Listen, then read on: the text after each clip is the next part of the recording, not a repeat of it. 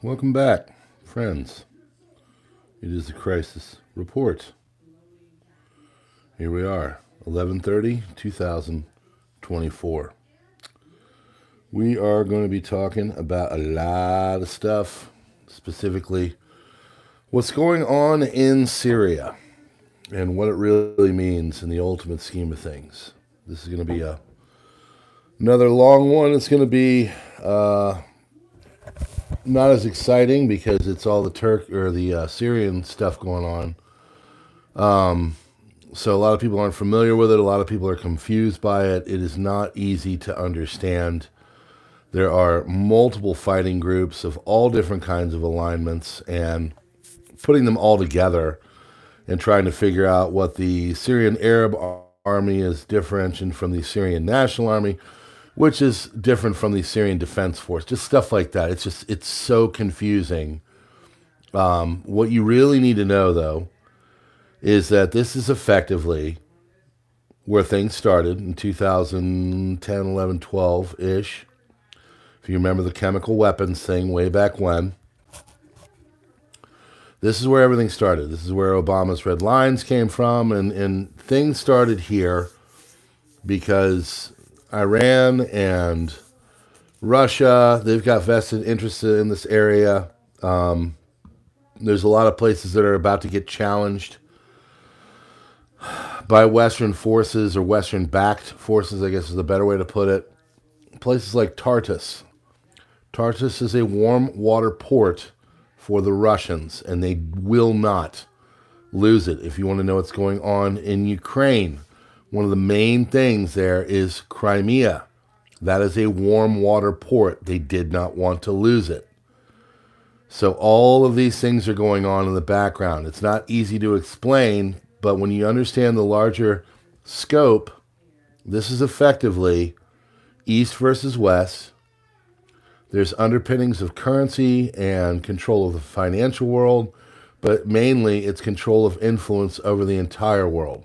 The West is losing it, the East is gaining it, and this is where the battle lines are being set up, okay? There's a lot of talk about Turkey or Syria in this. Turkey's involved.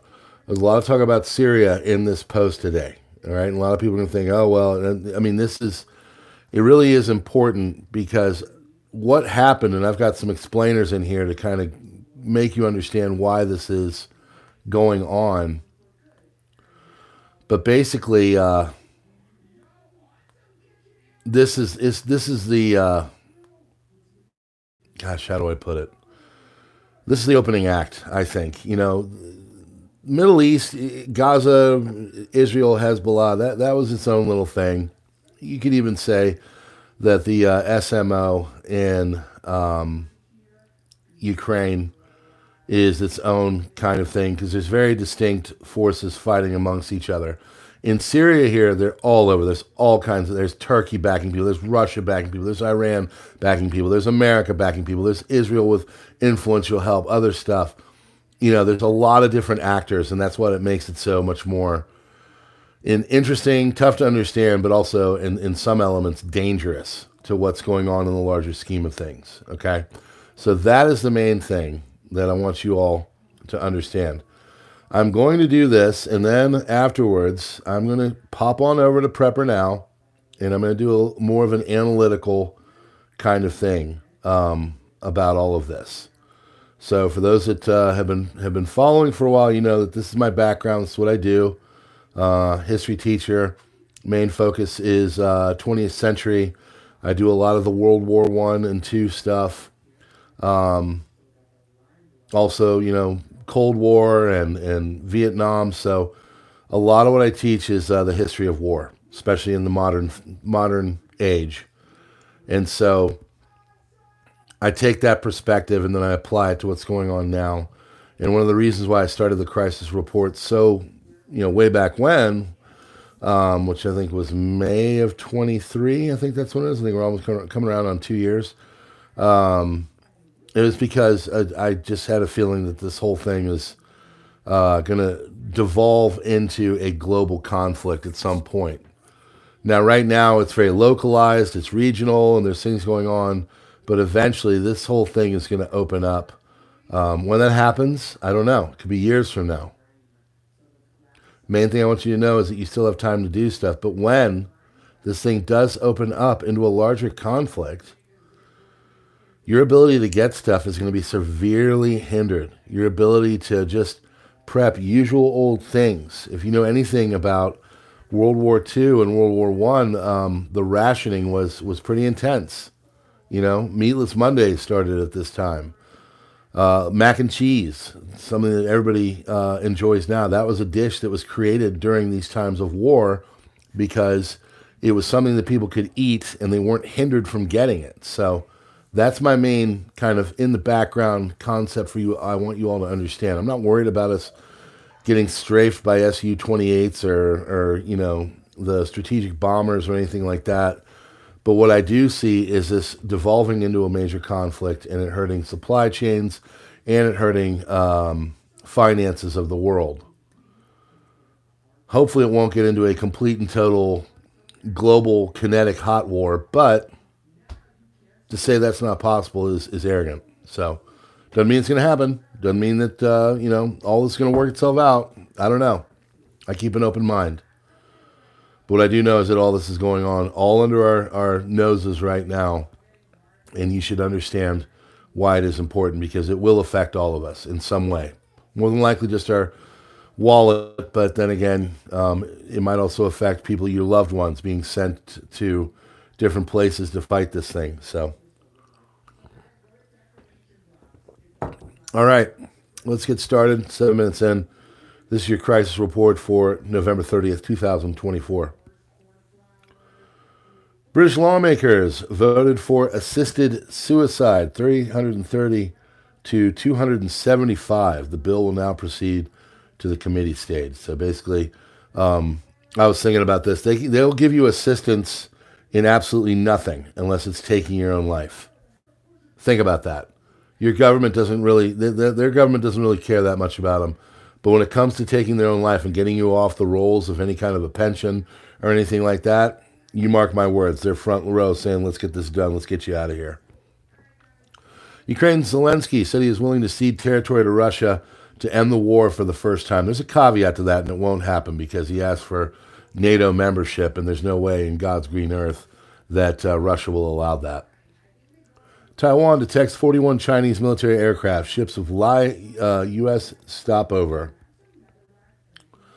Hezbollah chief to speak on Friday for the first time since a truce. It's not a truce, it's a ceasefire. Aleppo residents are leaving their homes.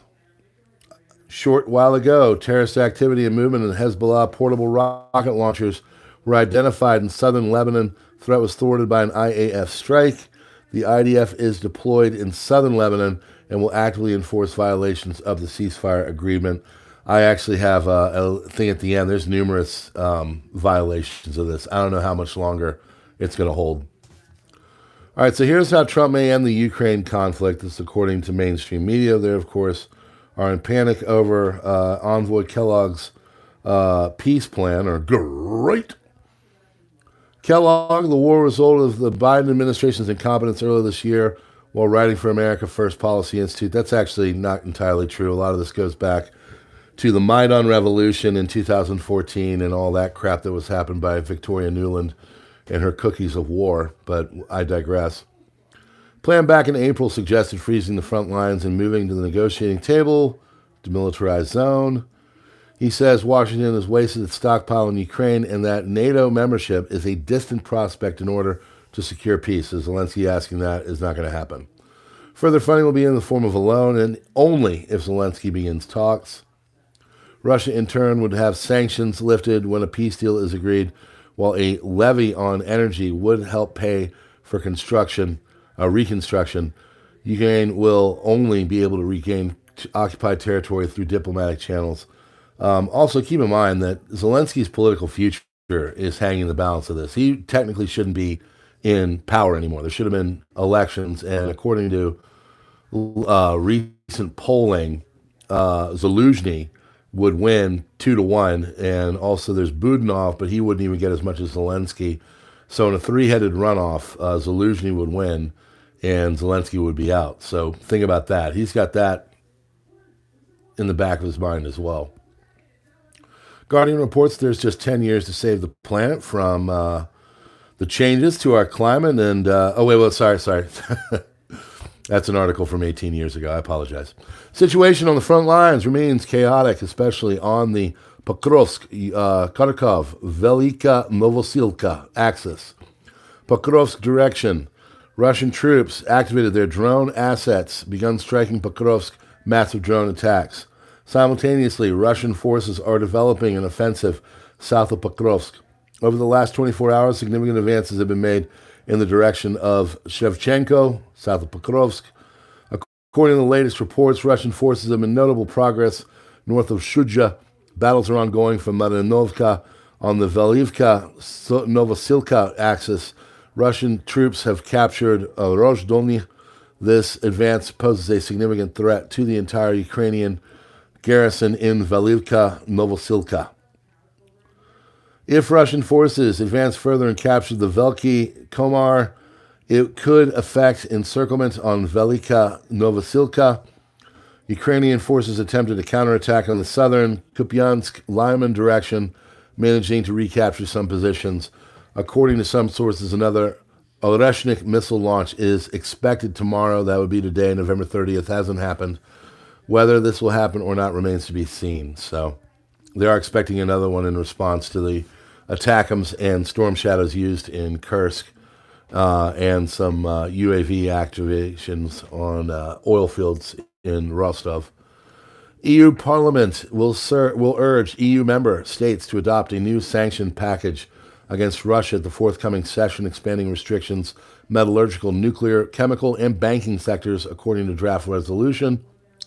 Moreover, the Parliament will call on EU nations to reinforce military support for Ukraine, increase supplies, combat aircraft, long-range missiles, and to spend at least 0.25% of their GDP per year on military assistance in Ukraine. Now, of course, that doesn't sound like a lot, but it is a lot.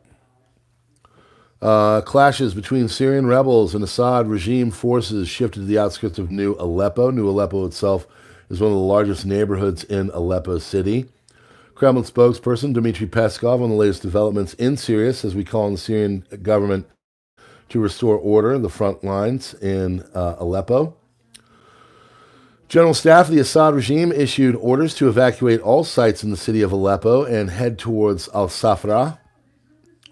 Aleppo Governor Hussein Diab and other high-ranking officials have fled from Aleppo to Damascus with their families. Aleppo is important because it effectively is the north and west of that entire country. So you've got Aleppo, then you've got Damascus. Damascus isn't going anywhere right now, but Aleppo falling basically is a linchpin between a whole bunch of activity on the western portion of Syria. Today marks a historic turning point in the Syrian civil war. Assad and his allies have completely failed to defend against rebel forces. Sadaqib is liberated and Aleppo's liberation is imminent.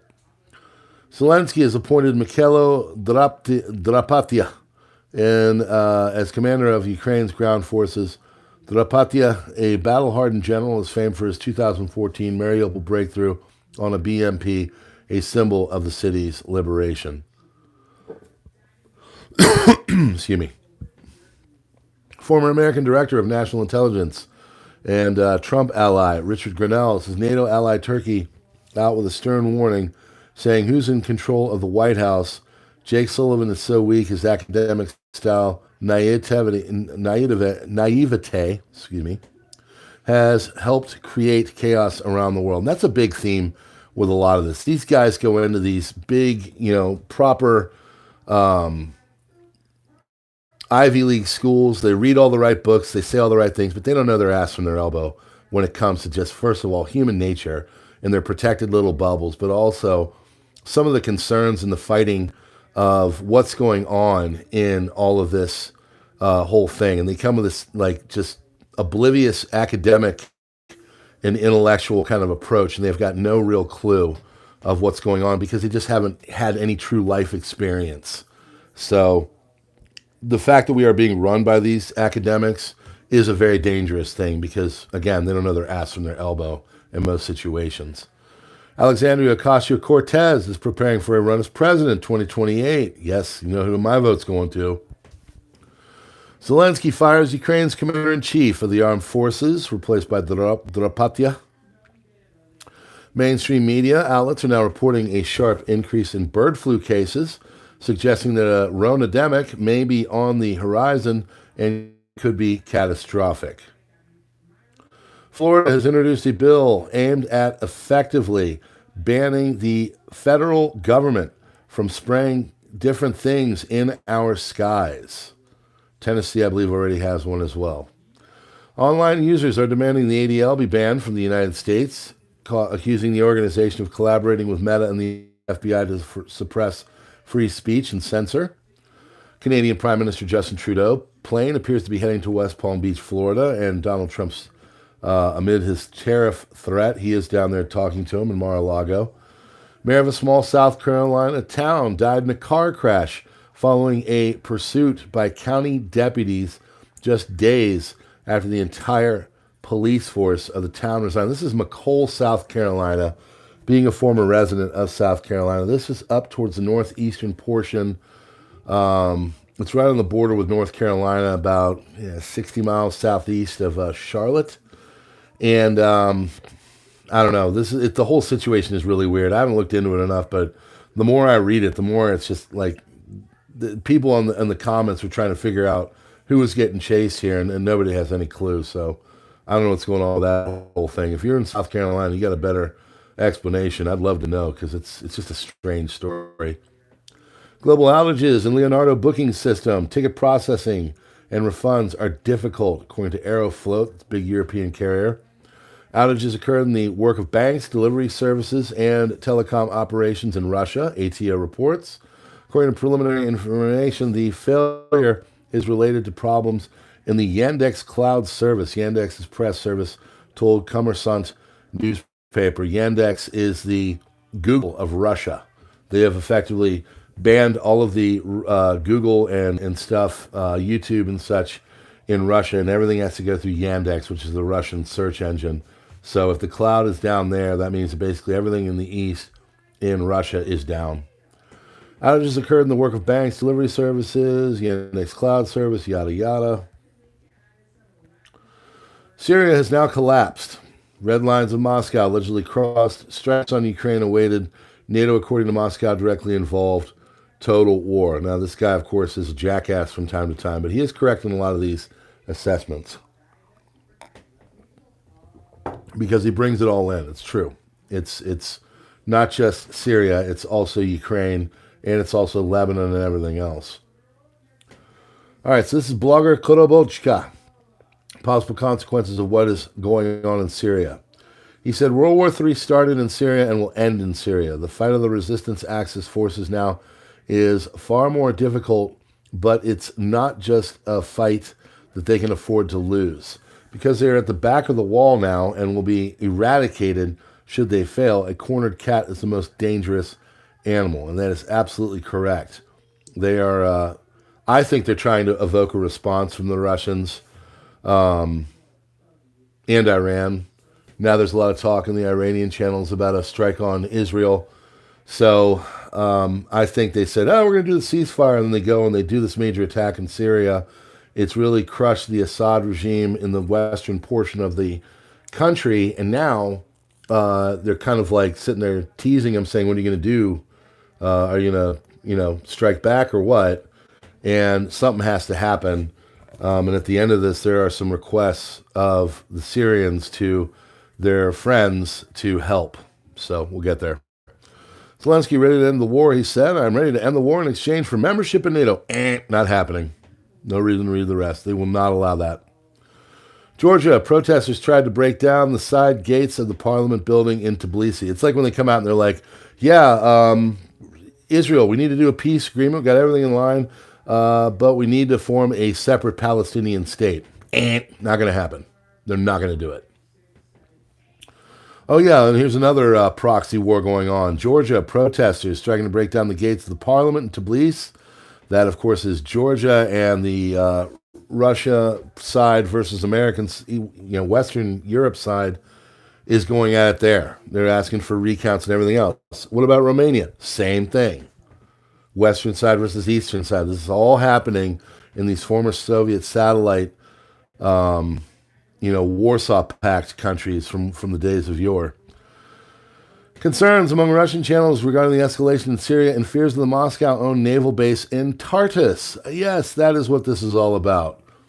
Trust me, Russia doesn't give a crap about the western desert of Syria, but they do give a crap about Tartus and their Hmeim base, whatever the heck it is, Hmeim, whatever it is, where they get all of their stuff in and out of there. That's what they care about.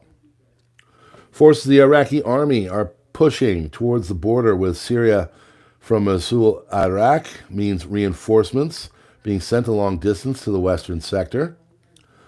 HTS has reached the eastern sector of Aleppo. Correspondence closed. Said basically this is where the Hmeim base, whatever it is. It says corresponds to the clashes airport in the far east of the city, which would mean Iran is eventually soon no chance to send weapons for Hezbollah via planes, as only from the Russian Hmeim airbase. So again, another choke point that they're trying to cut down, and probably one of the things that they promised to Netanyahu that they're going to accomplish in this ceasefire that everybody's all had a hard-on over, but basically just said, hey, we'll stop fighting here, but now we're going to really blow the doors off of things in Syria. Iran-backed Hezbollah-affiliated PMU forces have sent from towards al-Bakmal, southeastern, deployments to the embattled northwestern sector for fighting Turkish HTS on the verge of capturing Aleppo. Aleppo does fall. Citadel of Aleppo has been captured by HTS. Sounds like entire Aleppo has fallen into the hands of HTS, yes. HTS are the Turkish-backed terrorists, as they call them in the East. These would be freedom fighters to the West, whatever you want to call it, fog of war. By the way, all of this, if you want to follow these and you don't have time to read it, or you want to get a little bit more in depth because you don't understand it, and I will have some better explanations coming up in a moment. This is on the PrepperNow Substack, preppernow.substack.com. You can join for free, or you can join for a yearly, which is like $30-some. It's just a great way to get all this into your email without the third party. And it's a way to tip me if you like what I'm doing, and it's got all of the different links that I avoid and basically a transcript from what I'm reading here. If you are into this kind of thing, again, you can pay or you can get it for free. It's basically the same thing. The other is just a mechanism to tip, as I try to make me the product and not sell you a bunch of EMP bags or anything like that. Oh, here we go. This is an important one. Very large amount of the HTS fighters have entered western Aleppo today and are Uzbek mercenaries. This is a big, accusation. They're saying that a lot of these guys, because they got overwhelmed, they're like, where the heck did all these fighters come from? All of a sudden, all these fighters out of nowhere started coming, and they're saying that they're Uzbek mercenaries from Uzbekistan. Shows HTS Tur members planning for the operation in Khan al-Assal, all of them speaking in Uzbek, not a single Syrian present. Reports the most of the commanders are Ukrainian and Turkish. Yeah. So there's Ukrainians here. So take that into a moment. Part of the terrorists have admitted to the court that they are trained by Erdogan in Turkey. The group of Tajiks was massacred 150 civilians in Moscow. These are the same training camps for Turkey, together with Israel, requested and trained Islamic fanatics, which they recruited in Tajikistan, Uzbekistan, mostly young, with just basically, cannon fodder. Question now is whether they just slipped from Erdogan's hand, or together with the Ukrainian regime, they organized the whole operation. However, only Putin knows this, and suddenly he stopped talking about this matter and decided to host Erdogan at the BRICS summit. So a lot of the Eastern channels are really aggravated with Erdogan, saying that he's basically aiding and abetting NATO and playing both sides. Senegal demands France and its military presence leave the country.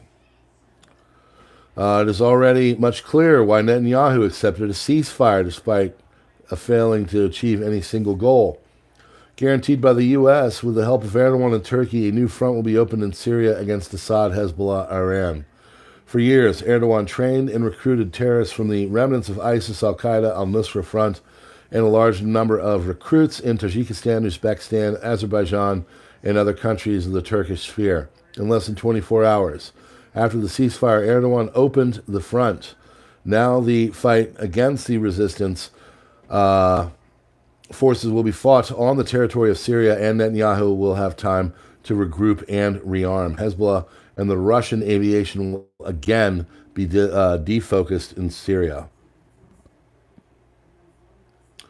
Israel has started directly helping terrorists moving towards Aleppo. Dozens of wireless communications devices, including pagers and walkie-talkies. That's untrue. This is untrue. I miss this. There's a lot of people that say that this happened, but there's numerous OSINT channels that said this was a fabrication and it did not happen.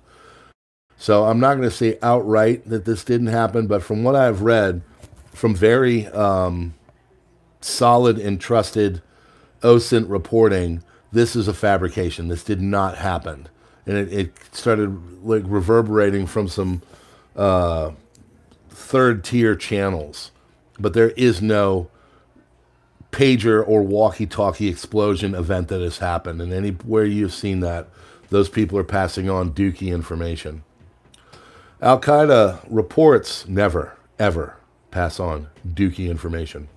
Al-Qaeda reports a Turkish account probably financed by Erdogan for 2 days already publicly supports Al-Qaeda, ISIS, al-Nusra Front, other Islamic terrorists, and is calling me out. We can debate whether blah, blah, blah. All right, so anyway, that's him getting called out on Twitter for whatever.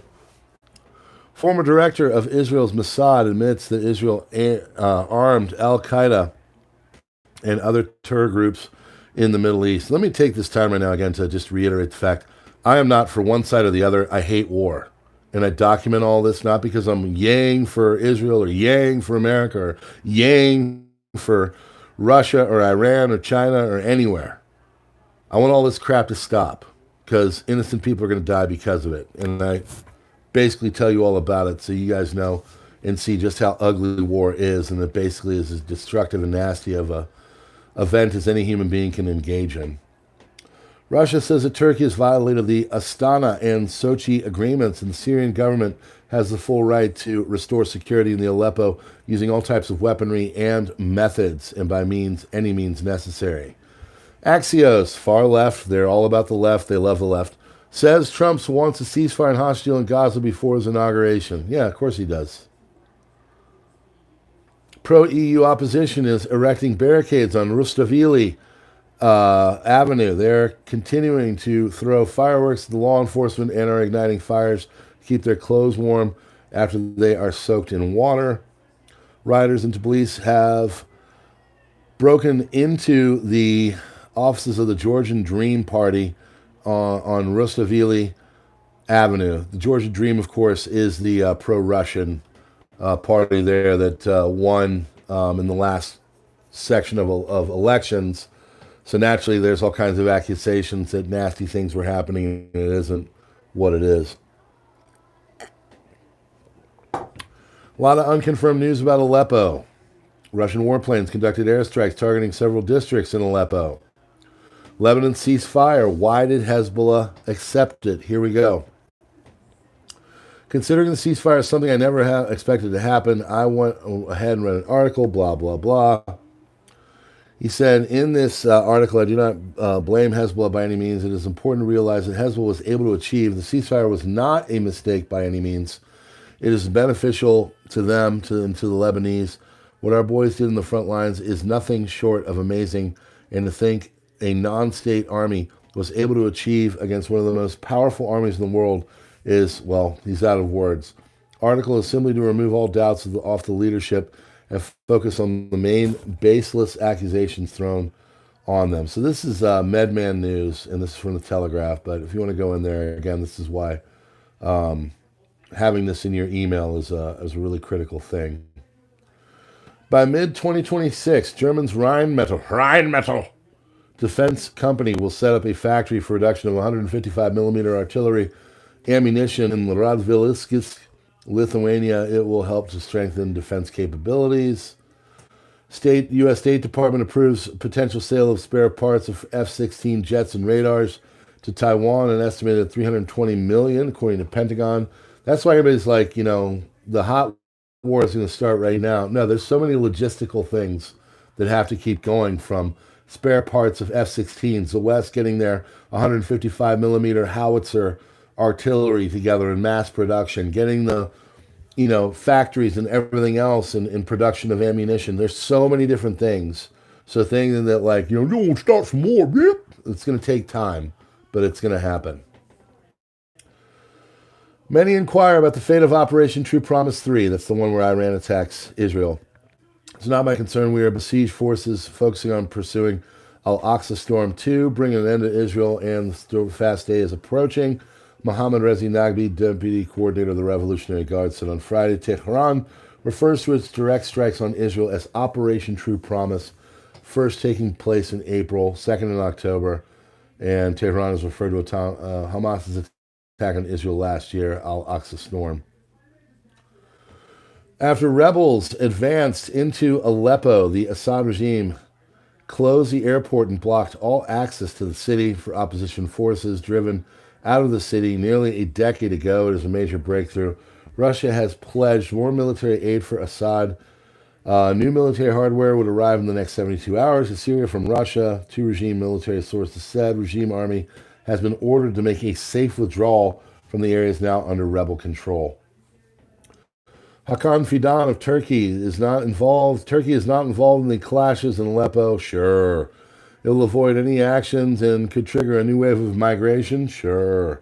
Lifeline of terror groups in the region is in the hands of the United States. Without U.S. support, they wouldn't last 3 days. We will never allow the terrorist structure in Syria to become a state. So that last sentence is all you need to know.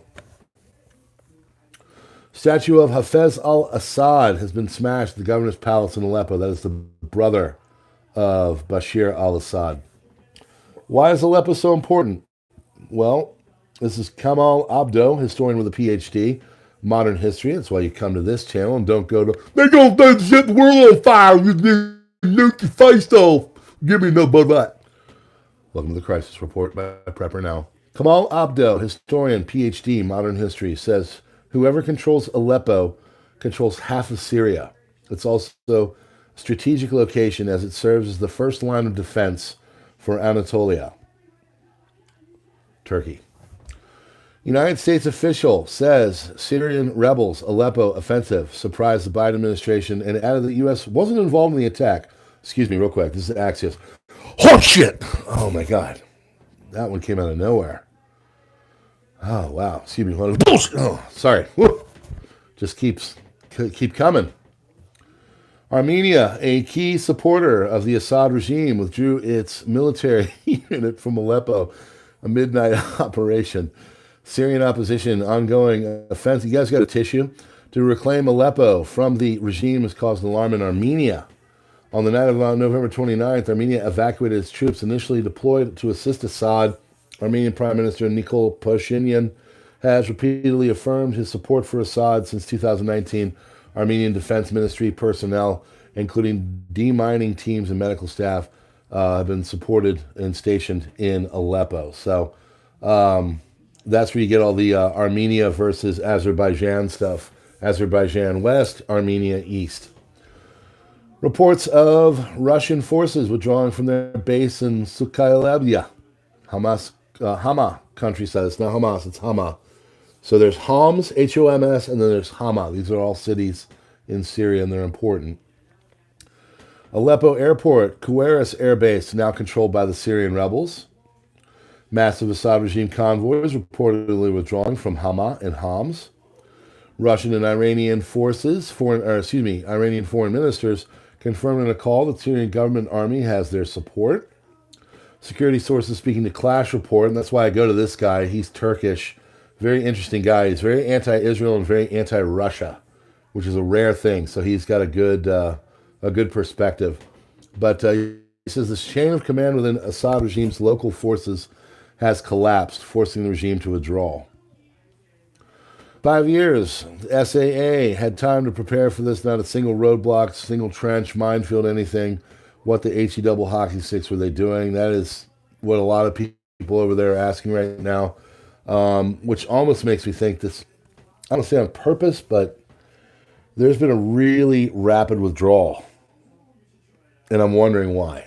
Because, it's not the way it was expected. They basically just dropped everything and left the city out of nowhere. And when they do that, sometimes they're ordered to do that so they can come in with the strategic bombers and just flatten the place like a pancake. So I don't know. Something's going on, though. Potential. Maybe they just left because they were saying regroup and protect Damascus, or maybe they said get out because we're going to freaking flatten this place. I don't know. Erdogan has transformed Turkey into a terrorist incubator with the help of Israel, recruiting from there, training them, and has been armed them since the beginning of the conflict in Syria. Many of these terrorist fanatics carry out attacks in Europe and Russia as well. No one wanted to talk about this because the terrorists were doing them a favor and were taking out Syria. This is why the lunatics are equipped with NATO and Israeli weapons. It's a very good point. I mean, a lot of people are like, okay, well, they're doing things that are, by proxy help us. We'll just sit back and let them do it. But now, that's part of the problem with the Syrian thing, is that there's so many different groups fighting there, and they're so all over the place, it's really hard to define what's going on where and by who.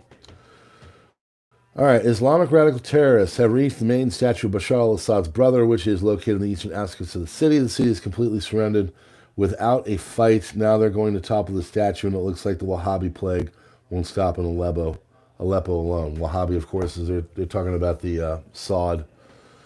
Syrian army has been ordered to withdraw from Hama without getting into a fight. Photos from the Janab al-Malab district, South Hama, along the M5, very important road there, the M5.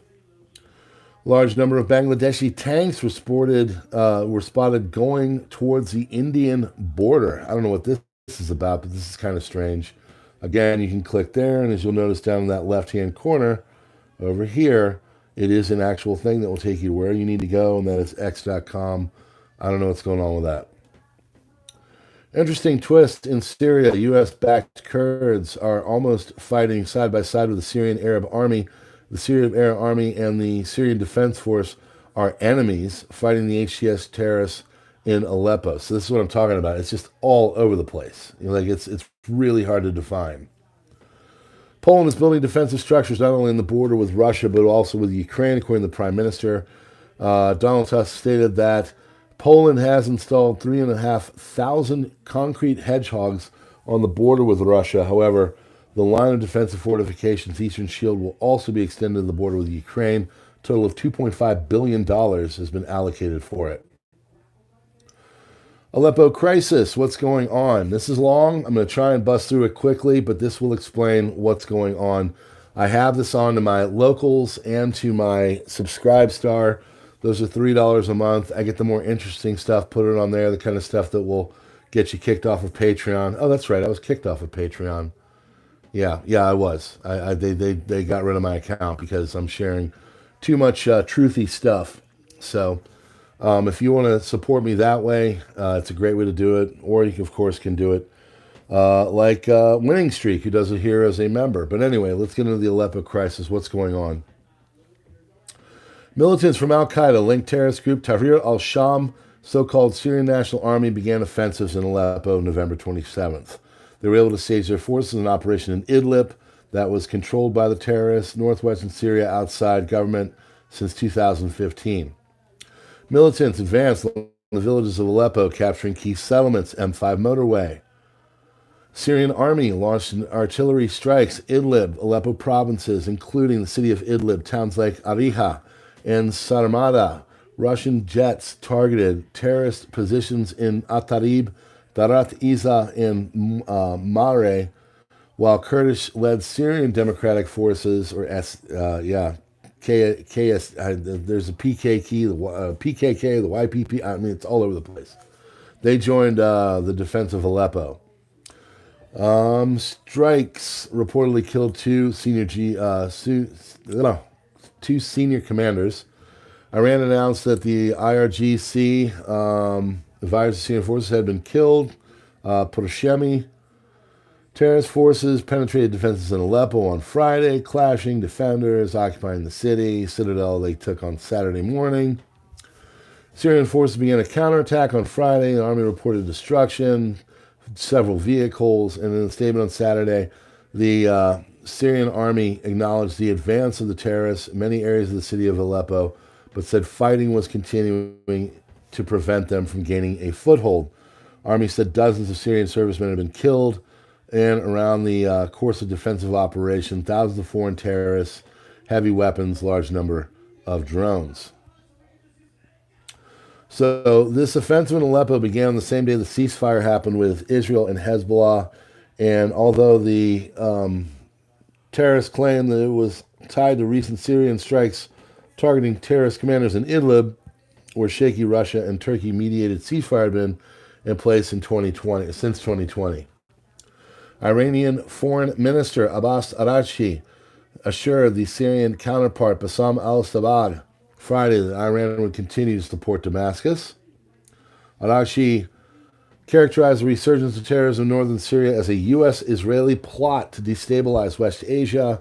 IDF failures confronting Hezbollah in Lebanon. Veteran international affairs observer Saeed Mohammed Marandi echoed this sentiment in an interview with Sputnik. Terrorist advance on Aleppo puts additional pressure on the Syrian government as it combats long-term foreign-backed jihadist proxy war aimed at overthrowing Assad. So big picture, basically, Assad is aligned with Iran and Russia, and the Aleppo fighters that took the city, the HTS, are aligned with Turkey, Israel, and America. So again, this whole NATO versus East configuration is playing out in another proxy of the world. NATO countries are planning to send 100,000 peacekeeping contingent to Ukraine, Russian Foreign Intelligence Service reports. To this end, the West is now seeking to freeze the conflict. According to this plan, over half of Ukraine will be effectively occupied. Its northern regions, including Kiev, will become a zone of Great Britain, center of east of Germany, western regions of Poland, Black Sea of Romania. At the same time, they want to organize training centers in Ukraine in which to prepare 1 million Ukrainian armed force fighters. Would Russia accept such a peaceful settlement option? The answer is obvious, and that is a big effing no. That's called war. 83,000 remain till Katina Lake, 83 kilometers remain until Katina Lake, which will then isolate the pro-Assad Alawite base in Latakia and Tartus. That's Russia. Two regions are home to multiple Syrian, Iranian, and Russian bases, including Russia's Tartus. Poland has installed 3,500 concrete hedgehogs on its border with Russia, according to the Polish Prime Minister, Donald Tusk. Chinese PLA Air Force, Russian Aerospace Forces, violated yesterday during joint training exercises the ADIZ off of South Korea's air identification zone, the AIDS or AIDZ of South Korea in the Sea of Japan. South Korea ROK scrambled. Japan Air Self-Defense Air Force scrambled due to theirs. China PLAF Air Force, their Tu-95 and others, nuclear cable strategic bombers between the main island of Okinawa and Miyakojima. IDF publishes an official announcement about the series of violations in the attacks in Lebanon starting today. These are just the ones that happened today of this ceasefire that is now starting to erode. I wouldn't say crumble, but it's being chipped away at. Gunmen arrived in southern Lebanon, loaded with RPG on a vehicle, ammunition boxes, and military equipment, attacked by aircraft. Terror arrived and incriminated Hezbollah structures in southern Lebanon. IDF forces attacked them. Later, a force arrived at the scene, found grenades, gun on the people. More activity detected at Hezbollah facility in Sidon area with rocket launchers. Launches were attacked by fighter jets. And a drone attacked a Hezbollah military vehicle deep in Lebanon that was operating in the organization missile production infrastructure. So as you can see, that was just today. Now think about what's going on in Syria and the backing of Israel to the HTS and the backing of Assad and Iran to the Assad and Syrians, all of that, they just stopped this thing so they could regroup and focus on securing Western Syria. And now the Russians know what's going on, and they're going to start to push back. And what that looks like, I don't know, but I don't see this ceasefire lasting too much longer. Maybe it will, but I think they're like, you know what, all we're doing is giving Israel time and the West time to erode at us in Western Syria and other places and get ready for the larger war, which is why Netanyahu said we're going to be fighting a larger war yesterday. Families of Assad regime officers and Iranian militias have begun to flee the city of Hama towards Damascus. Syrian government called on Iran for immediate military intervention. Syrian military sources said there is no truth to the reports being circulated by armed terror organizations on the platform's websites, some media outlets about the withdrawal of the Syrian army from Hama. We confirm that our armed forces units remain stationed in their positions in the northern and eastern countryside of Hama and are fully prepared to repel any potential terrorist attack. Additionally, Syrian and allied Russian warplanes are targeting terrorist gatherings, movements, and supply lines. And that's where we're at right now with this whole thing. So, I'm going to take it on over to PrepperNow here in about 10 minutes, 1 o'clock. And we are going to tell you why it's important to prep for all this right now and what all this means, okay? Because I don't think people understand. I think people are sitting back going, well, that's Syria, whatever. This sucker is going to start to make some dominoes fall. And once those dominoes start to fall, it's going to get more intense. And that's the problem. You know, we were all kind of used to this, like, conflict in regionals that are not really affecting us. Eventually, these things are going to affect us. And it's not going anywhere. That's I think, the scariest part, is that it's just intensifying in a slow way. But at some point, it is going to just flip a switch and the whole thing's going to go up. That's why you've got China and Russia doing, you know, incursions into this AIDZ zone and other things. You know, they're all testing the waters. But again, war is logistics. So thinking that just, we're going to nuke everybody, we're going to get you. That's not the way it works. It's not the way it works. War takes time. Logistics take time. Ammunition production takes time. Setting up zones of production and embedding them so they are not easily taken out in future conflict. You know, whatever that may look like, whether that's over in Europe, down the Middle East, or in Scranton, Pennsylvania. That takes time. All this stuff takes time. So you've got time. That's the good news. But I wouldn't be jacking around too much. I'd be getting everything in order. And there's all kinds of other threats on the outside of stuff that people aren't even seeing, say, like the chicken flu. Okay? All right. Friends, God bless. Keep your head on a swivel, your powder dry, and I hope that you all are going to have a wonderful weekend, and we will see you on the next one. All right, friends, that's your crisis report. God bless, and yeah, see you on PrepperNow here pretty soon.